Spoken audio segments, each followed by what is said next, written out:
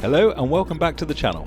Now during the recent Sinclair 40th event I picked up this game which is called Space Raiders.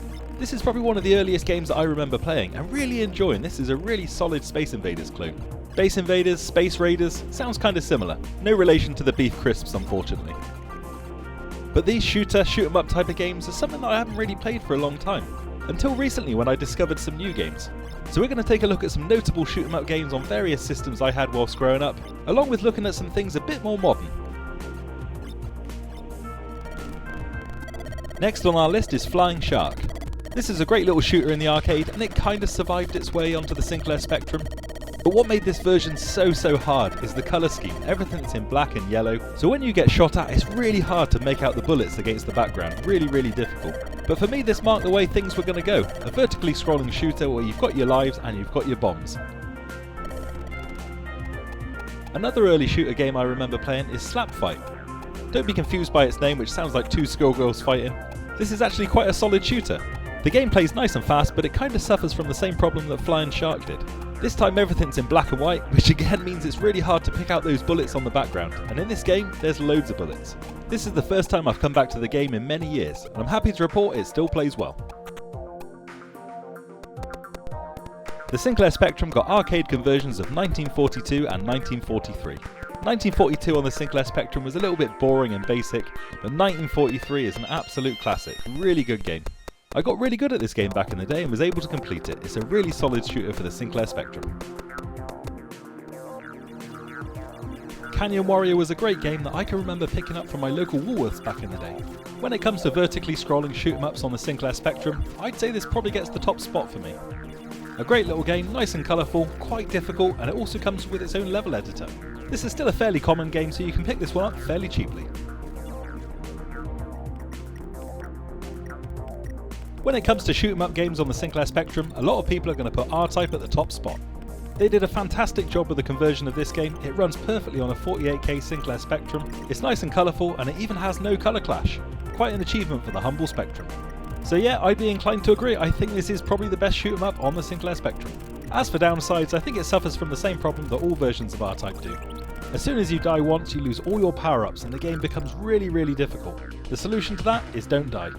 But this is a great version of the game and someone's even put together a homebrew 128K version of this game with in-game music. I've got memories growing up of playing this game called Synapse.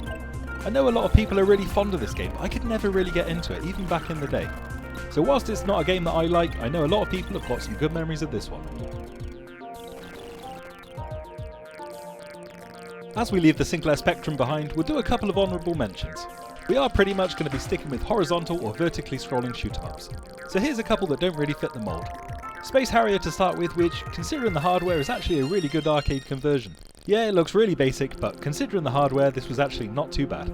I've always liked on this game how the programmer's put his name right at the bottom of the screen. Cheers, Keith!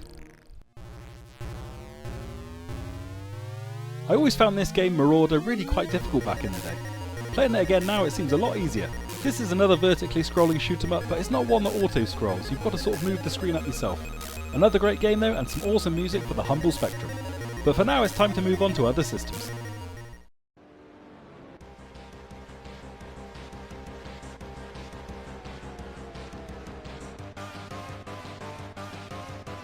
Following on from the Sinclair Spectrum, I was lucky enough to get an Amiga 600 for Christmas.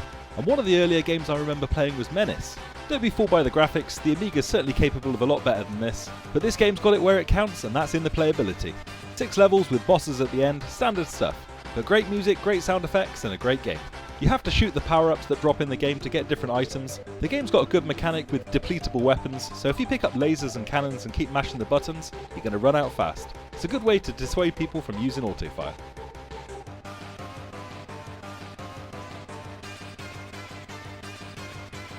At the other end of the graphics scale we've got this game, Disposable Hero, and this is one of the best looking shoot 'em up games on the system. I never had an original copy of this game and it seems to go for pretty insane money these days. It's also a pretty difficult game. There's a lot of stuff to avoid with the scenery and there's also lots of bullets to avoid. Back in the day we got a demo of this game on CU Amiga. Taped to the front cover was a full playable demo of level 2, and I played that demo level over and over, so when I got to level 2 in the game it was an absolute breeze. A great game then and well worth picking up, but be prepared to be stung on the price. The Amiga got a port of the arcade game Saint Dragon, and they did a really good job with this one. This game is known as being really hard, particularly this first boss here. A lot of people don't get any further than this. Keep at it though, you will get there in the end, just requires a bit of perseverance.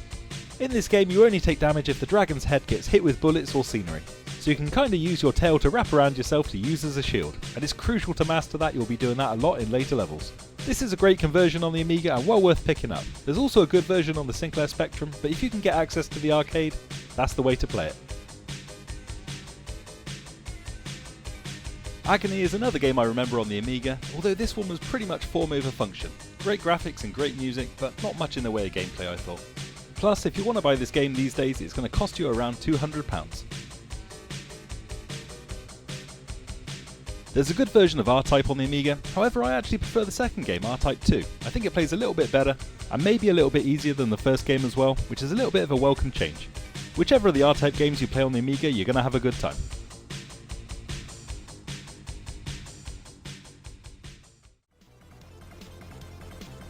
One of the most well-known shooters on the Commodore Amiga is Apedia. This game's got some of the best music you can hear from the Amiga. The game's kinda got a Japanese style to it, although I think it was made by a German team. If you want a real challenge at your shooter games, this one is the one to go for. It really will give you a bit of a challenge, this one. A lot of people are on the lookout for this game, and a mint in-box copy is probably going to cost you £300 and up. I think back in the day we just had a hacked copy of this, and it had a trainer at the start where you could give yourself infinite lives and infinite weapons, and I just like to play through this game over and over again. It was really good. I think there's supposed to be an unreleased copy for the Game Boy Advance as well, but I've never seen it. This game's well worth playing, not so much picking up, not at that price.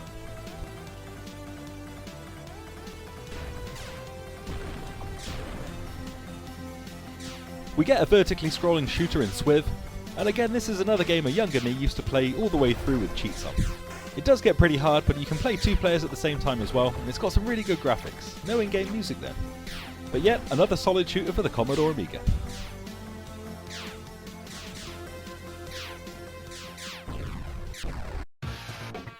You can't talk about shooter games on the Commodore Amiga without including Xenon 2. I do think the game's perhaps more famous for its soundtrack rather than the game itself. Brute Bomb the Bass provided the Mega Blast soundtrack. Hearing your Commodore Amiga playing something like this after you previously just played the Sinclair Spectrum was absolutely incredible. I can remember recording the music of this game and listening to it on my crappy little Walkman with no rewind button. As for the game itself, yep, great music, great graphics, really difficult I'd say. Maybe a little bit too difficult, but really this game's all about the music. If you can pick up the Amiga CD-TV version of this, it's got a remix of the Mega Blast soundtrack. It's perhaps the ultimate way to play this game, but like anything niche and Amiga, it's going to really cost you. Next up is Blood Money, and this was released as a sequel to Menace. I remember my brother being a really big fan of this game. I think I've perhaps got more memories of watching it being played than actually playing it myself. But I played it recently and it's really not that good. It's got pretty crap graphics, the music's okay, but it's just really boring. The levels are far too long. And it gets pretty old pretty fast.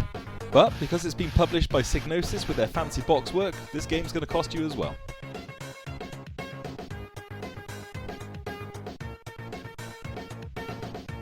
As we leave the Commodore Amiga, I think I've got to include this game, Battle Squadron. I think it was also available on the Sega Mega Drive. It looks a little basic, but this is a really fun two-player shoot 'em up, and you can also use mouse control, which works really well. This game's still fairly cheap, so you can pick this one up quite easily. But that was it for the Commodore Amiga, so let's move on.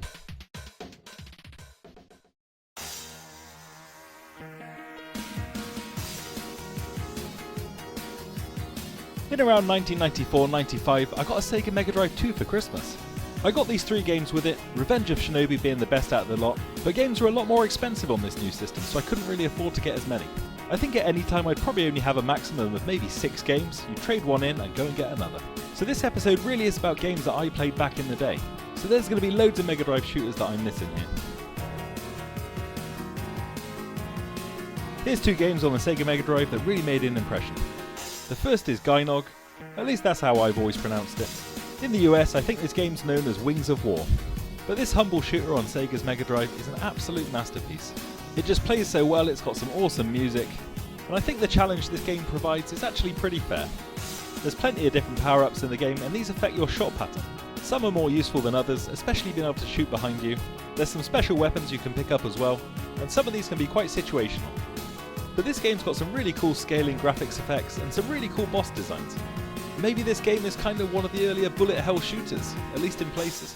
You're not going to go short of bullets to dodge in this game. This one's not actually too expensive at the moment to pick up. I think this has also since been released on virtual consoles, so it's really easy to get hold of, so pick it up, it's a great game. The second game I remember putting a lot of time into was Fantasy Zone. This is a great little shooter and it's really satisfying mashing that fire button as fast as possible to take the enemies down quick. I was going to play this game for a few minutes just to grab a bit of footage, but I ended up playing it for quite a long time. It's really good. There's also a really good version of this on the Sega Master System. Again, it's not a particularly deep game, it is just mashing and choosing weapons, but it's satisfying as hell. I don't think the price is too bad on this one at the moment, so pick it up while you can.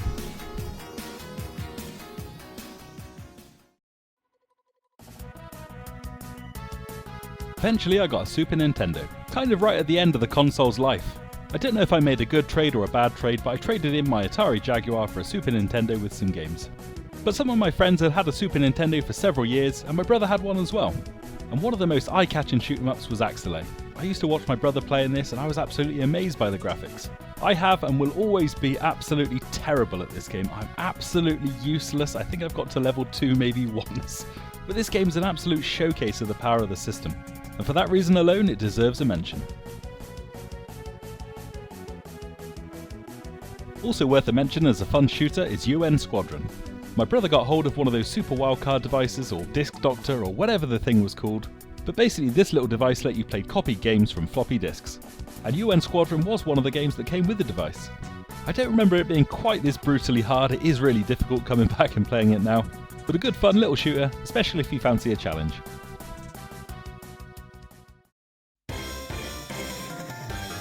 On to my two favourite shoot-'em-ups for the Super Nintendo. The first of these is Parodius. There's a bunch of different games in the Parodius series, but the first Parodius game on the Super Nintendo is probably my favourite. Again, awesome graphics and it's got some really catchy music that you're going to find yourself humming and whistling for weeks. There's a few different craft you can start the game with, and each of them has different separate power-ups. And whilst that might sound like quite a minor thing, it really does change the way you play the game. And there's some really cool bosses in this game as well. You can't forget the Cat Pirate Ship and the American Bald Eagle.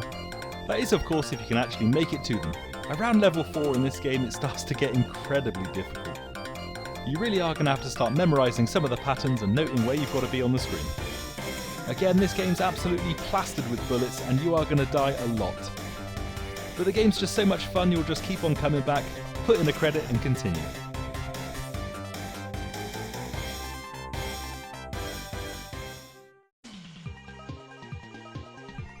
My choice for best shoot 'em up on the Super Nintendo goes to Space Megaforce. You might also know this as Super Aleste if you're in the UK.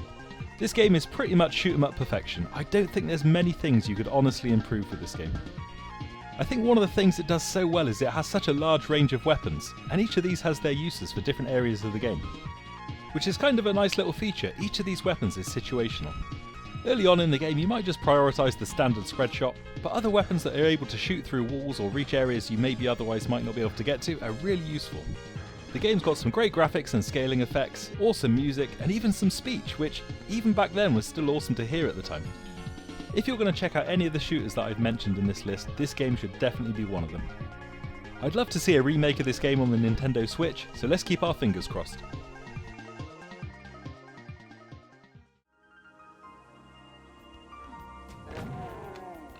So I'd say for at least 10 years that's kind of where I left things.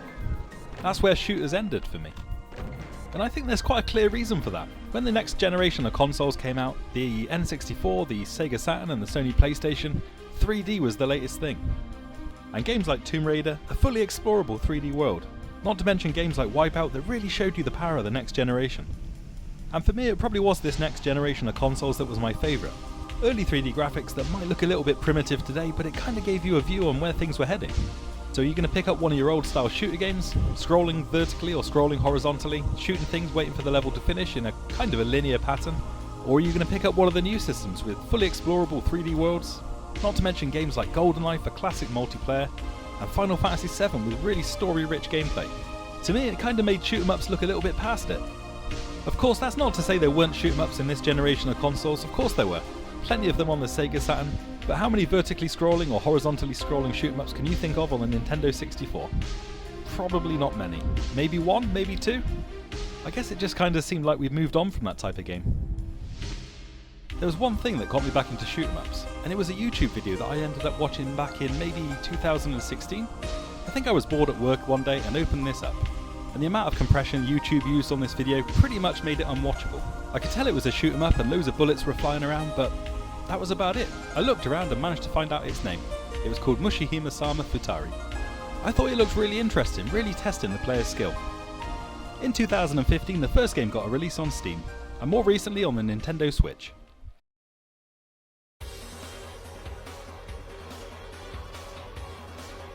Now when I started playing this game on its highest level of difficulty, I got absolutely annihilated. However, unlike a lot of shooters, something strange happened. I didn't get frustrated, I didn't get upset. I played again. I lost again. I kept coming back, and slowly but surely I kept improving. The key to doing well at this game is being absolutely aware of the size of your hitbox. That flashy globe on your character, as long as that doesn't get hit, you're okay. To actually get hit and lose a life, an enemy bullet has to pretty much cover that hitbox. And learning how to navigate through some of these more dense bullet patterns is just what keeps me coming back. And I think for now this is my favourite shoot 'em up of all time. When you finally manage to make some progress in original mode, you can move on to the tougher levels. This is Maniac and Ultra mode. There's also an arrange mode that gives you different bullet patterns, and you can also run this in Ultra mode as well. And thanks to the magic of editing, you're seeing arrange Ultra mode on the left and original Ultra mode on the right. We're playing the same level at the same time, but we're just taking a look at how different the bullet patterns are. Ultra mode and arrange Ultra mode do play slightly differently. I would say arrange mode is probably the easier of the two, but they do have vastly different bullet patterns from the enemies, so it's kind of best to concentrate on one mode first and then get on to another. You do still get your bombs in both versions of the game to take out enemies on the screen, but these are also used to cancel enemy bullet attacks. In arrange mode, if you get hit with an enemy bullet and you still have a bomb left, you lose the bomb instead. In normal Ultra mode, you take a hit, you die, that's it. But I featured this game in my hardest bosses video, so the time's probably right to come back to it, arrange Ultra mode and normal Ultra mode, try and take on that end boss myself, see how I do.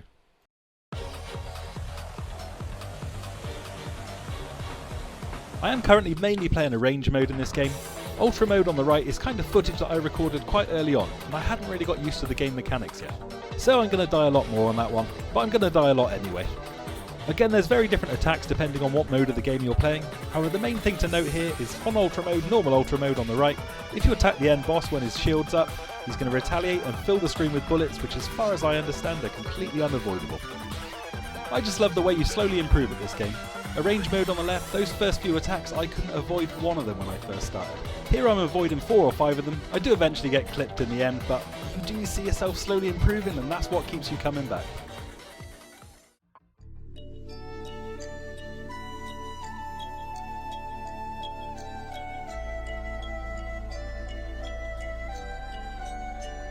A fantastic game then, and this game's also got a really good soundtrack to it. I think the one thing I'd like to see for this game would be a rewind feature, just so you can play through the bosses, learn how to handle the different patterns, rather than playing through the game all the way through, getting to the boss and trying to learn it as you go. But as this was the game that got me back into shooters, I thought I'd look at some more bullet hell shooters. Danmaku games, Bullet Curtain, Bullet Fire, whatever you want to call these games with loads of bullets, I wanted to see more of them.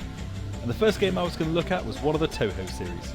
Arguably it was the Toho series that started the bullet hell craze.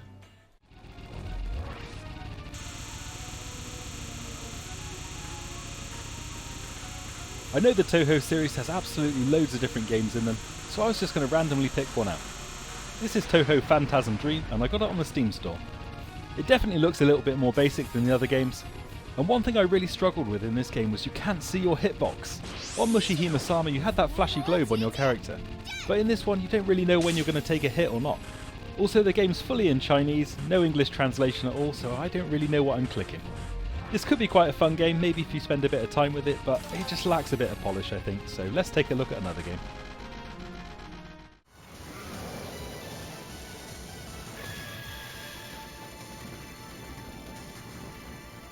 Next up is Mushihime-sama Futari. This is the game that I saw in that YouTube video.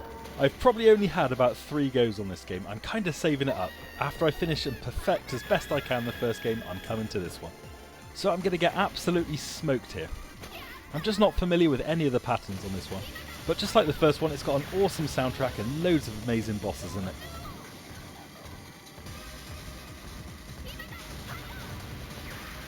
But when I played the first game, I was pretty much at this level. I was just as bad at the first game as I was this one, but I just kept sticking at it and I slowly got better. But whilst we're here, let's have a look at that hardest boss ever. The hardest boss ever that was in that YouTube video. Let's have a go. See how I do.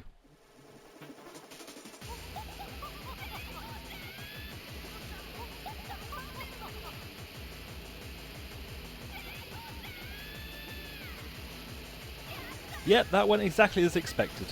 I think the only time I'm actually doing damage is when I've got invincibility on after losing a life or using a bomb. And just like the first game, although this end boss is absolutely ridiculously tough, I think if you get all the way to this boss on 1 credit, there's also another boss after just to give you that one last final challenge. I've seen loads of playthroughs of this game already, so I kinda know what's coming, but this is a very highly regarded game and I'm looking forward to making a start.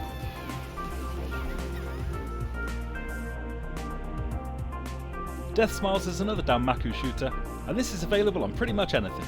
As you start the game, you get to choose your character. And yeah, well, it's Japan, isn't it? You've got to let it go.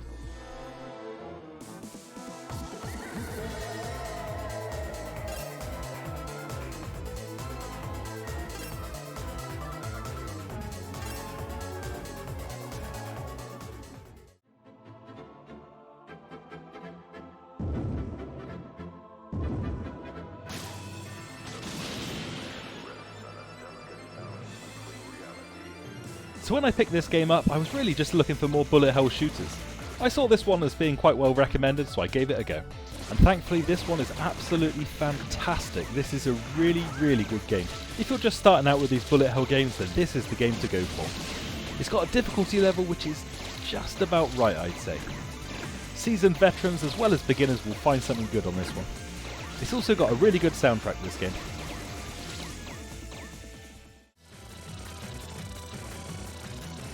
And of course, just like a lot of these games, there's some really good bosses in this game and they give you a really good challenge. It's really hard, but again, it's perfectly balanced, it's really fair. And that's why this game's an easy recommend to a beginner. In some of the other games, it's kind of like you have to be in this position at this time to avoid getting killed. This one's kind of more based on your skill to avoid bullets. So I'd say the amount of time you need to invest in this game is perhaps not as great as the others. And that's kind of a good thing.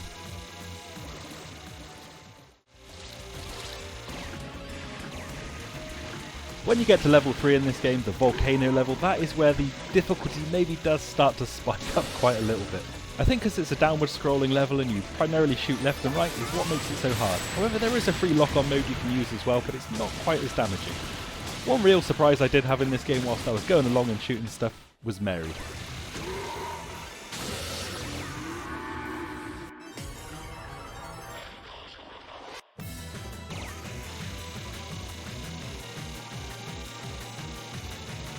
Yep, that I did not expect. A giant rampaging cow throwing cubes at you.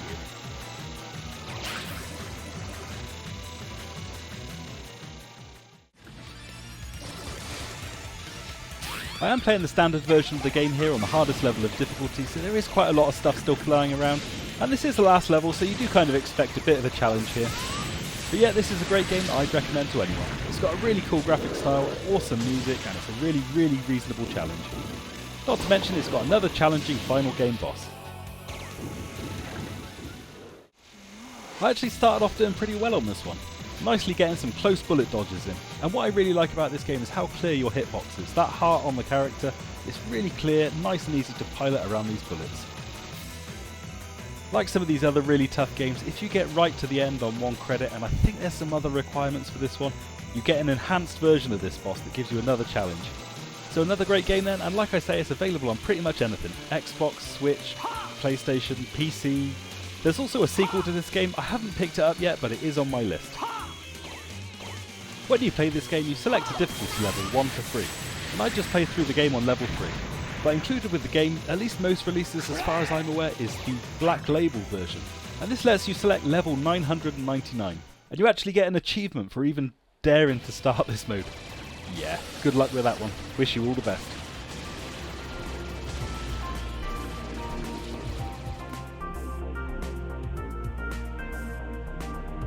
The last game we're going to look at in this list is Dodonpachi Resurrection. This is another bullet hell shooter that comes highly recommended, but I'll be honest, I didn't really gel with this one.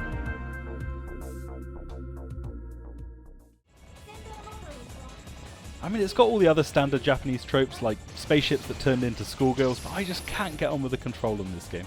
It just seems a little bit too fast, a little bit too twitchy for me, and the hitbox on the sprite, it just seems like it's a little bit too small.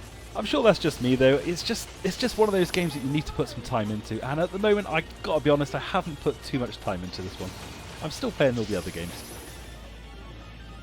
But if you want a game where there's thousands and thousands of bullets, then this is the one for you. It's absolutely brutal. You can use your charge laser to stop some of the attacks from hitting you, but a lot of the time you're just going to have to dodge them. You're going to have to know the patterns. I get the impression you're going to have to play this game through hundreds of times just to know where you need to be at what point. I have played this game all the way through, and it was fine, just something that you need to spend a bit of time getting used to. However, I played it again the second time, and I reached a final boss that I don't remember meeting the first time round. And I honestly had to just turn the system off at this point. It was just too ridiculous. Even with unlimited credits, I wasn't even making a dent. Let's take a look.